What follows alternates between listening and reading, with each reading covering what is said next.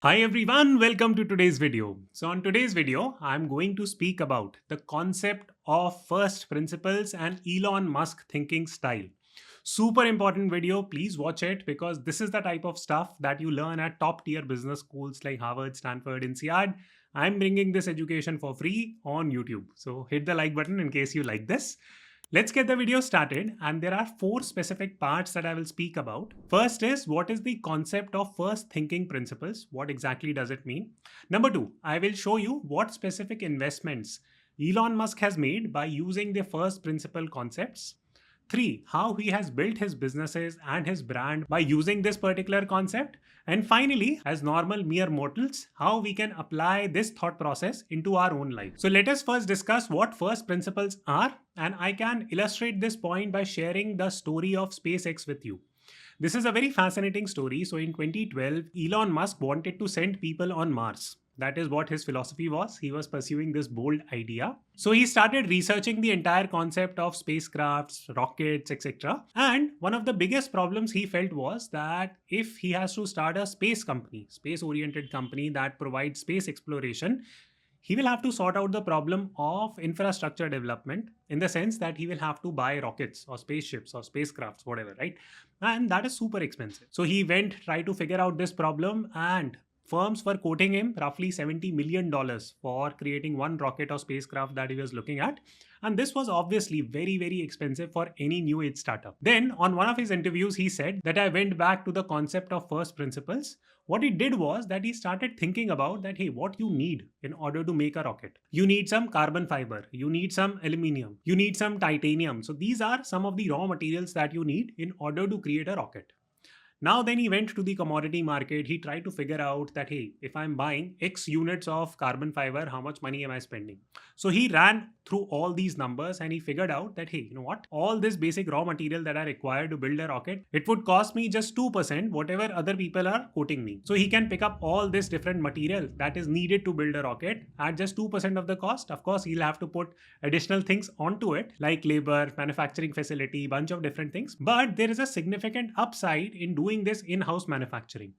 And guess what he did? He ended up creating a company called as SpaceX, and which can now launch rockets at 1/10 the cost, which has brought in a revolution in the space travel industry, so to say. So this is the concept of first principles. It simply means that you go back to the absolute basics. You start with the absolute truth. Now, Elon Musk is not someone who came up with this concept. This concept was first pioneered by thinkers like Aristotle also. But Elon Musk, given his popularity, has really made this concept shine. Scientists often use this first principle framework that they go to the absolute truth that they know, and then they make calls according to that. So this is the basic philosophy behind Elon Musk principle thinking. He is a physics graduate, so this is a concept that he probably studied in physics sometime, and he's incorporating it to his business affairs, to his investment affairs, and to generally shape up his philosophy. So let us talk about each of these pieces one by one from a practicality point of view as to how he has incorporated these principles to create better ideas, bet on bold ideas, and what type of returns has these ideas given him. So now let me show you 5 specific ideas on which Elon Musk has implemented by using the concept of first principles. The first key idea on which he bet big was PayPal. Now PayPal, in the words of the co-founder of PayPal, who is Peter Thiel, so he talks about the concept of 0 to 1, right? 0 to 1. So these type of companies are super innovative in nature. So I'm working on making separate video on this topic, so that video will come out soon. But to cut the long story short here, 0 to 1 type of companies are super innovative companies. And Elon Musk, by leveraging the concept of first principles, has been successfully able to build these 0 to 1 type of companies and jump on pioneering ideas that usually end up giving him 100x returns. You talk about it. For example, Tesla. He has grown it so big. Why has Tesla grown so big? Because it's a 0 to 1 type of a company. Boring company, right? So boring company I'll talk about subsequently. It just digs tunnel and improves the mobility problem. Hyperloop, Dogecoin also. So the bottom line is that he always invests in these 0 to 1 type of businesses, which to normal people look madness, right? We would say that, you know what, even I, right? I'm guilty of that I literally believe that Dogecoin is pretty much a fluff coin. Probably it is if you value it as a traditional investor. But if you actually go read about it, understand more about the narrative oriented coins, it's not bad from that particular angle. As investors, we have to be rational. We have to adjust with how the world is growing. I'm not saying this is not an investment advice. Please don't go and pour your money in Shiba Inu and Dogecoin and all that, right? Not an investment advice. This is a teaching video. But the point that I want you to notice is that Elon Musk, using the concept of first principles, he invests in these type of companies. Okay, so let me build on that. For example, PayPal was born out of the dot-com bubble, so to say. Now, when PayPal started, that was the time when dot-com bubble actually burst. That was probably the worst time to start internet plus finance related companies. But Elon Musk did that. He was brave, no doubt about that. But it all boils down to the concept of first principles. How exactly? Now, before PayPal, there was something called as traditional banks, right? For example, you have JP Morgan Chase, you have Goldman Sachs, you have Morgan Stanley. In the US, the banking system still is very, very slow. If you move to conventional banks, it's a pain to move your money, right?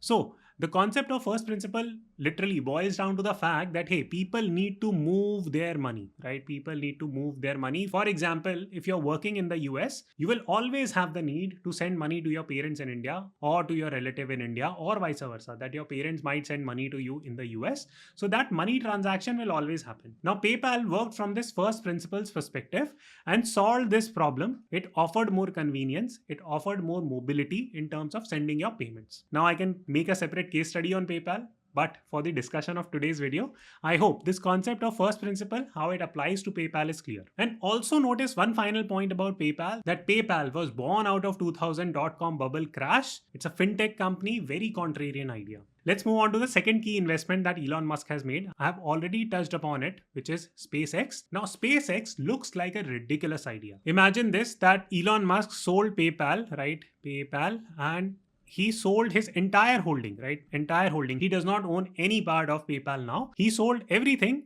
and started working on SpaceX, which is somewhat madness, right? Because imagine this, right? In 2012, 2013, could you imagine private players competing with organizations like Boeing or NASA and ISRO, etc., etc.? The answer was no. It will just look madness, right? But what's the first principle when it comes to starting SpaceX? The concept behind it is that, hey, you know what? At some point in time, people will need to move away from Earth. Again, like, this is futuristic idea. You don't need to necessarily agree with me. I also believe the same, that, hey, you know what? We are putting so much pressure on our planet. At some stage, humans will move away from Earth. Elon Musk knows that. He's developing this angle very quickly. And I don't know, anyone's bet is good here, that how soon this trend might pick up. But there is a real possibility that Earth is pretty much in a lot of danger right now, and we might need to find new habitats for survival. And space industry, even from a recreational viewpoint, is picking up. So this is something that Elon Musk knows is going to happen. This is pretty much what the first principles tells us, that this basic change is going to come, right? It looks super futuristic, and probably I'm sounding like a mad person for telling you all this, because you might not have too many believers like this, but this change is there, right? This is very, very real. So from that perspective, SpaceX as an idea is very appealing. I gave you another concept. When he started thinking about building SpaceX, the key problem was around bringing down the cost of rockets that he was launching, and he brought the cost down by 10x, which was huge potential cost saving and making it commercially viable to even sell it to private organizations. That is the game, and that is completely driven by the concept of first principles. Now comes Elon Musk's third investment, which is called as DeepMind Technology. It's an artificial intelligence company. Now, AI is a field that all of us should look at it very, very closely. Now, AI simply means artificial intelligence. It simply means that machines have the ability to self-learn. If you feed them data, they can learn from that data set. For example, as humans, how do we learn? We learn through experiences. For example, reading a book is an experience. Talking to some people is an experience. Traveling is an experience. Similarly, if you convert all these things into data, feed it to a machine, and if that machine is able to build its intelligence by absorbing these different data points, that is what artificial intelligence is. Again, I might look like a mad person for saying all of this out loud. I think it is going to coexist with humans, and AI is going to play more and more important role. Now, this is the philosophy that I believe in. Our work will get segregated into two sections, right? One is what humans can do, and second, what machines can do. One thing that machines will struggle to do is something called as EQ, emotional quotient. So this is an angle, and these are the type of jobs which are EQ driven jobs that will be taken up. We are talking about like 2090s or 2095s. So that's the range that we are talking about probably. So that's probably the point in time when this segregation will become more and more prominent as we go ahead. Right now, there are no signs that AI will take over the world, but we are slowly moving towards that. And the shift will be gradual. We moved from floppy disks to CDs to pen drives. So that technology change happened. Similarly, in terms of AI also, it will move from simple to complex going forward. Now comes as fourth interesting investment, which is Tesla Motors. Now, all of us have heard of Tesla because it is a listed company. Recently, it hit $1 trillion in market cap. Now, you'd say, Akshat, so many companies are working in the EV space. Tata Motors is also working in India. Its valuation has gone up and probably it will even beat something like Tesla. The answer is no, it will not. And I'll explain you why. In simple words, now there can be an entire business case that I can build here, but here is my understanding from the EV space. In very, very simple terms, what is happening is that Tesla, in order to create a good electric vehicle, you need two things. You need a hardware and you need a software. You need to power up a lot of things. You need to offer additional functionalities. A good EV, especially in the premium segment, the play is not that it just replace like diesel or petrol engine with something electric. That is not what a good EV will look like. A good EV will be a great combination of hardware and software. And Tesla, right from its Model 1, has been really good at both these things. Now, every conventional automobile maker can easily do this, right? The hardware play, right? They can create a very good design, ergonomics, whatnot. But this is where they struggle. They are not able to crack this technology and stay ahead of the curve. Tesla is one company that has been consistently able to do it, and therefore I feel that it would continue to stay as the market leader in this space. But again, even if we don't believe in this entire narrative, the answer is fairly clear that right now, when we think of electric vehicles, we associate a large part of it due to Tesla. So Tesla has again been a game changer. And the final company is the boring company, very interesting concept which Elon Musk has come up with. Again, going back to the concept of first principles, people need to get transported from point A to point B, right? It will always continue to happen no matter what, lot of congestion happening. So he is exploring mobility systems and he's exploring air also in form of Hyperloop, in form of SpaceX, and he's going underground also. So what is the problem that he's facing underground is when you have to dig up earth, it's a very costly affair. You need specialized machinery, which is very expensive to do that. Again, he's working on bringing down the cost of manufacturing of such machines. So this is the genius of Elon Musk. So many different ideas are built around the concept of first principles, solving problems that always need to be solved. For example, Boring Company solves the mobility problem, and mobility is a huge problem. First principles, we are definitely going to move away from conventional automobiles to EVs because they are going to give more return on investment for people who are driving EVs. So these are all futuristic ideas that are built on the core concepts of first principles. Now, in this context, let me speak about 3 additional investments that Elon Musk has made and why he has been right about it. So Elon Musk has purchased 3 specific cryptocurrencies in bulk. For example, he's a big supporter of Dogecoin. Number 2, he's a big supporter of Bitcoin. Number 3, he's a big supporter of Ethereum. All 3 investments he has made fairly recently. He's a big crypto advocate for the simple reason that he sees a lot of value in the crypto economy. I completely agree with the viewpoint of the critics here when they talk about the fact that, hey, cryptos can go down, no doubt about that. Like any new industry, almost 90% of the projects or 90% of the companies in the crypto world might fail. But he has taken bets on 3 very different types of problems that are there in the crypto space. Number 1 is the store of value concept, which is outlined by something called as Bitcoin. So as I've explained on several of my other videos, that Bitcoin is a great store of value. And this problem of store of value will always exist. So far, we had a hedge, which was called as gold in terms of store of value. But the problem with gold is that it is so hard to maintain. It is so hard to transport from one place to another. It is so hard to transact with gold, right? You might buy 100 grams of gold, but you can't spend it so easily. Bitcoin solves that problem and it acts as a store of value. Again, going back to the concept of first principles, the world is not moving away from printing money, right? Governments will continue to print more and more and more, and every time they turn on the printer, something like Bitcoin and gold will go up. Now, between gold and Bitcoin, there is a fight. That's the first key investment he is bullish about. That is an investment that I have also made. Second key investment, Ethereum. So why is he so bullish about Ethereum? Because this is like digital oil and this is shaping the next generation of smart contracts. Metaverses. For example, right now when you play games, again, I've explained metaverses, so you can check my video here. But again, very, very quickly, right now when you play video games, you're not making money by playing video games per se, unless you're a streamer or you participate in some gaming competition. But in Philippines, an entire economy around playing video games has come up. They are playing games like Axie Infinity, which is a gaming metaverse, by using the concept of Ethereum in a way, because these kind of technologies are mostly powered by Ethereum or smart contracts. Again, a very futuristic viewpoint, and Elon Musk is a big investor in Ethereum. Third and final, Dogecoin.